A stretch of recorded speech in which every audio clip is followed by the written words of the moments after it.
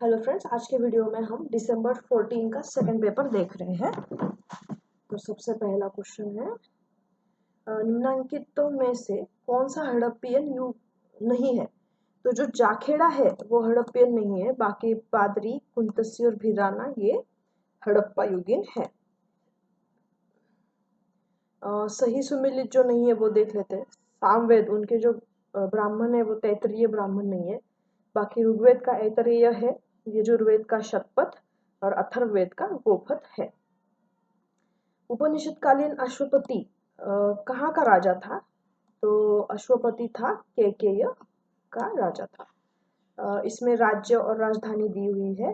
तो मत्स्य की जो है वो विराटनगर है, मत्स्य विराटनगर, वत्स कौशाम्बी, वज्जी वैशाली और कुरु इंद्रप्रस्थ। यह क्वेश्चन रिपीट हो चुका है काफी बार। निम्नलिखित में से किस समकालीन संप्रदाय की नंदवंश के विनाश में भूमिका बताई जाती है। तो जैन के संप्रदाय की नंदवंश के विनाश में भूमिका का उल्लेख मिलता है। निम्नलिखित में से कौन सा अशोक के साम्राज्य के दक्षिणी भाग का एक प्रशासकीय केंद्र था। तो सुवर्णगिरी जो है वो अशोक साम्राज्य के दक्षिणी भाग का एक प्रशासकीय केंद्र है। निम्नलिखित प्राचीन भारतीय विवाह पद्धतियों में से किस में वधु शुल्क लेने का नियम है। तो वधु शुल्क जो है वो असुर में इसका उल्लेख किया हुआ मिलता है। पदिद्रुपत्तु कहाँ के राजाओं की प्रशंसा में लिखी गई है। तो वो चेर राजाओं के प्रशंसी में पदिद्रुपत्तु लिखा गया है। कायारोहण जिसे लकुलिश पातुपत संप्रदाय के संस्थापक लकुलिश का निवास स्थान बताया जाता है, निम्नांकित में से कहां से था। वो गुजरात में है, कायारोहण गुजरात। सुमिलित करनी है जोड़ियां। तो सातवाहन राजवंश का संस्थापक कौन है। सीमुख है, सातवाहन सीमुख। वाकाटक विंध्य शक्ति, पूर्वी गंग जो है वो इंद्रवर्मन और गुप्त जो है वो श्रीगुप्त। ये भी क्वेश्चन रिपीट हो चुका है काफी बार। निम्नलिखित में से किस गुप्त अभिलेख में चंद्रगुप्त द्वितीय राजाधिराजर्षि के रूप में वर्णित है। तो चंद्रगुप्त द्वितीय का उदयगिरी गुहा अभिलेख जो है उसमें राजाधिराजर्षि चंद्रगुप्त द्वितीय के लिए वर्णित है। छठी सदी के खगोलज्ञ वराह मिहिर देश के किस भाग से संबंधित थे। वो पश्चिम मालवा से संबंधित थे। कौन। वराह मिहिर पश्चिम मालवा। पुलकेशिन के ऐहोल अभिलेख के लेखक रवि कीर्ति ने स्वयं को किन लेखकों के बराबर माना। कालिदास और भैरवी।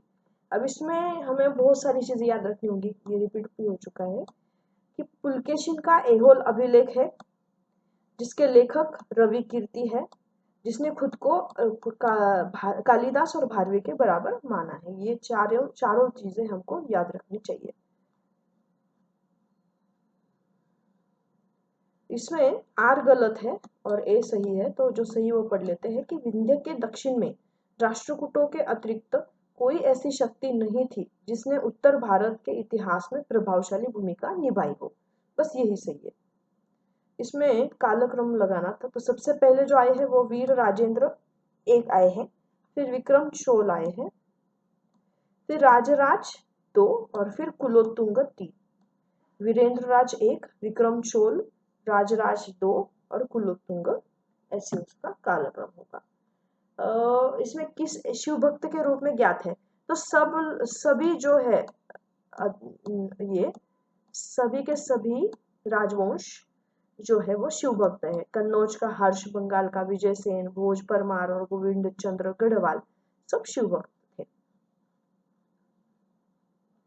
इसमें कंबोडिया का भव्यतम स्मारक अंगकोर वाट मूलतः विष्णु को समर्पित है। सबसे बड़ा मंदिर कहलाता है, तो ये विष्णु के लिए समर्पित है। इसमें जो है सही सुमिलित नहीं है, तो यही था कि बहरिस्तानी गैबी जो है वो मिर्जा नाथ ने लिखा हुआ है, लेकिन बाकी सारे सही है कि तबकात अकबरी निजामुद्दीन अहमद की रचना है, शाहजहानामा इनायत खान, नुस्खा दिलकुशा भीमसेन। ये क्वेश्चन रिपीट होता रहता है, नुस्खा दिलकुशा भीमसेन। तो गलत जो है बस यही है।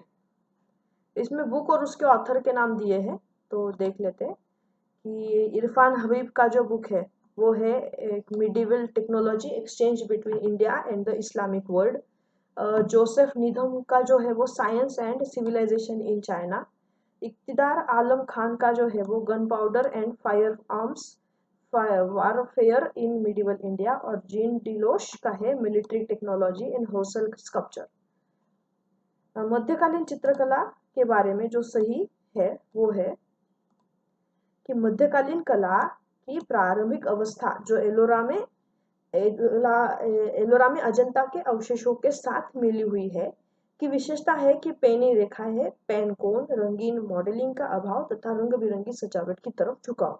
बस यही इसमें सही है, बाकी सारे गलत है।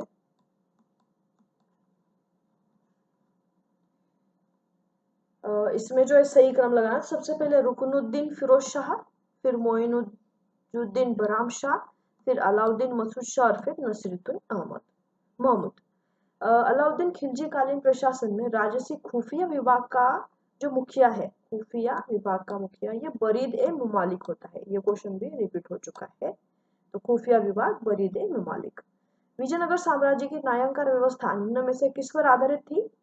सल्तनत कालीन इक्ता जमींदारी के बारे में जो है, तो ये इक्ता प्रणाली और न्यायाधिकार प्रणाली एक बराबर ही है। लोग उसके शासन काल में प्रसन्न और संतुष्ट थे, अतः जवान और बूढ़े, गुलाम और आजाद सभी ने काले कपड़े पहनकर उसके निधन का शोक मनाया।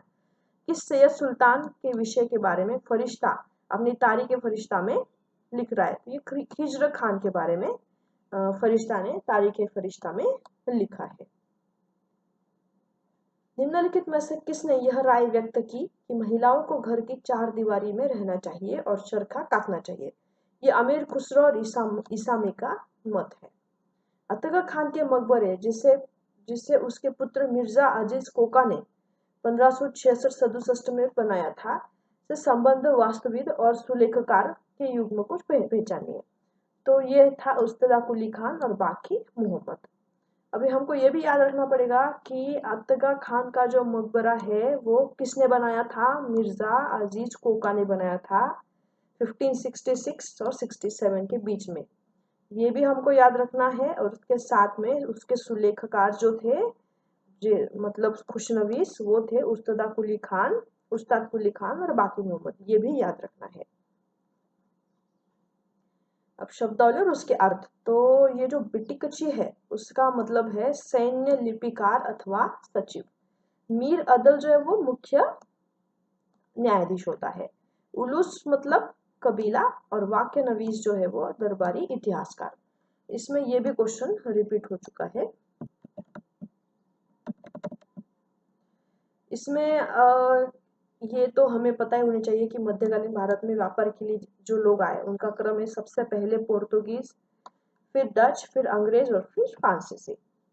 निम्नलिखित मुगल शासकों में से किसने यह दावा किया था कि वह यह अंतर कर सकता है कि किस चित्रकार ने रेखा चित्र बनाया है और किसने उसमें रंग भरा है और या किसने उसका चेहरा तैयार किया है?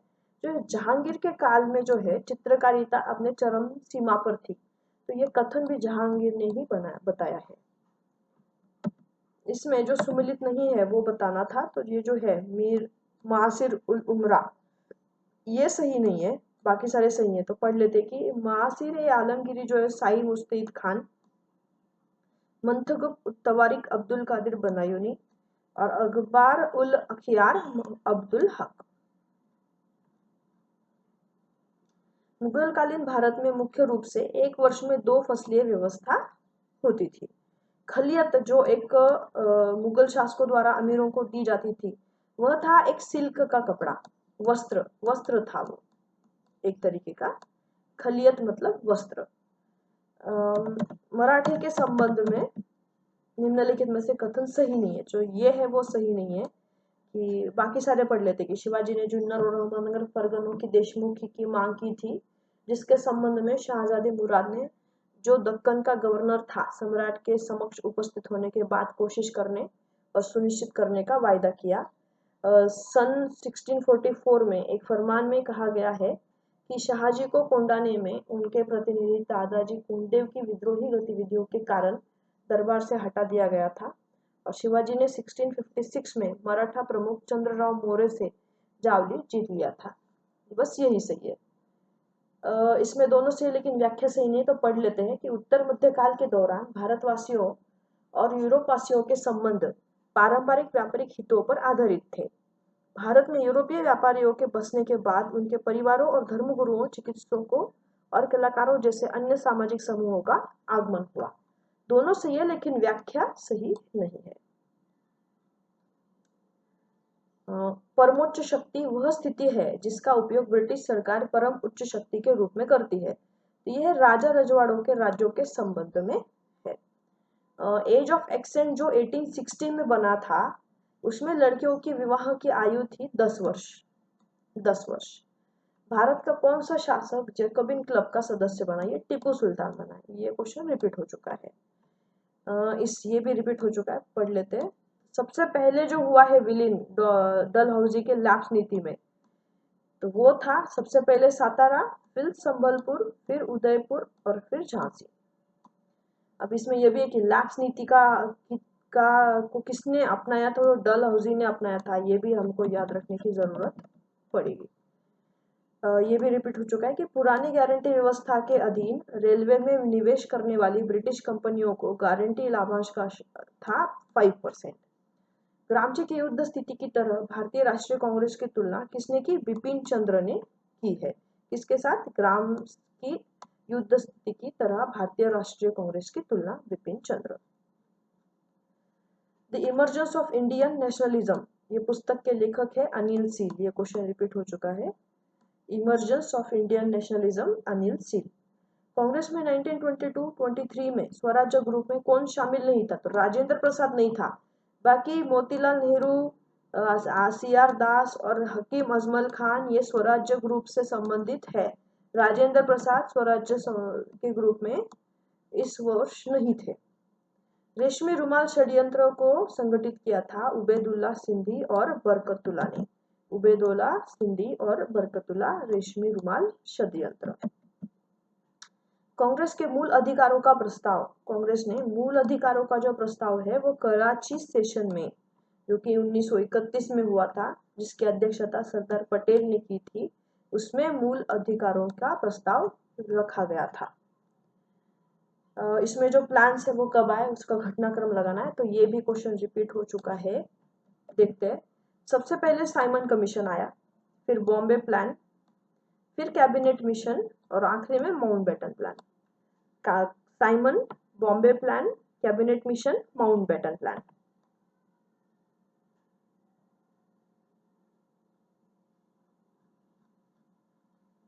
जनरल व्हील सिद्धांत का प्रवर्तक रूसो था। यह भी क्वेश्चन रिपीट हो चुका है। किस दार्शनिक ने पवित्र रोमन साम्राज्य के बारे में कहा कि यह न तो पवित्र न रोमन साम्राज्य है? वॉल्टेयर ने यह कहा है। उत्तर आधुनिकवाद के बारे में क्या सही नहीं है? कि यह परंपरागत इतिहास की भर्त्सना नहीं करता। ये गलत है। इसने ये परंपरागत इतिहास पर एक क्रिटिकल एनालाइजेशन किया है पोस्ट मॉडर्निज्म ने, मतलब उत्तराधिकवाद ने, तो इसके लिए ये गलत है। बाकी सारे सही है कि इसने इतिहास लेखन ने कम जानने वाले व्यक्तियों को पुनः जानने की उत्सुकता शुरू की है, सही है। इसका मुख्य सैद्धांतिक योगदान इसका प्रत्यक्षवाद पर सम्मुख आक्रमण है, ये भी सही है। इतिहास की कृतियां जिन पर इसका प्रभाव स्पष्ट है वह न केवल ऐतिहासिक ज्ञान तक ही पहुंचता है परंतु पुराने विषयों में भी नवजीवन डालता है।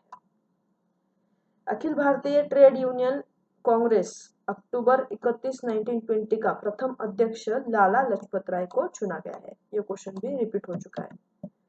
और आखिरी है कि सिराजुद्दौला को एक बहुत छोटी इंग्लिश ईस्ट इंडिया कंपनी की सेना की टुकड़ी ने परास्त किया, वह हिंदुओं की सहायता प्राप्त न कर सका। ये गलत है और बाकी ए सही है। Thank you.